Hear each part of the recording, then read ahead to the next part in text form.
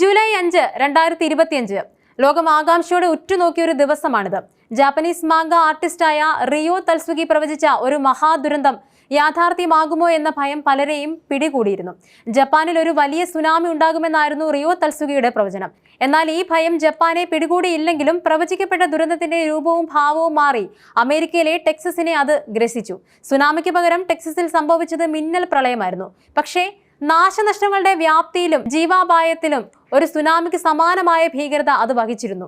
ടെക്സസിനെ അക്ഷരാർത്ഥത്തിൽ മുക്കിയ മിന്നൽ പ്രളയം നാടിന് കനത്ത ആഘാതമാണ് നൽകിയത്. പ്രാഥമിക കണക്കുകൾ പ്രകാരം 24 പേർക്ക് ജീവൻ നഷ്ടപ്പെട്ടു. എന്നാൽ ദുരന്തത്തിന്റെ യഥാർത്ഥ വ്യാപ്തി ഇതിലും വലുതായിരിക്കുമെന്നാണ് റിപ്പോർട്ടുകൾ സൂചിപ്പിക്കുന്നത്. നിരവധി പേരെ കാണാതായിട്ടുമുണ്ട്. ഈ പ്രളയം വരുത്തിവെച്ച സാമ്പത്തിക നഷ്ടം കണക്കാക്കാനായിട്ടില്ല. കൃഷിയിടങ്ങൾ നശിച്ചു, വീടുകൾ തകർന്നു, അടിസ്ഥാന സൗകര്യങ്ങൾ താറുമാറായി. ഹൃദയഭേദകമായ ഒരു വാർത്ത സമ്മർ ക്യാമ്പിൽ പങ്കെടുക്കാനെത്തിയ 25 പെൺകുട്ടികളെ കാണാതായി എന്നതാണ്.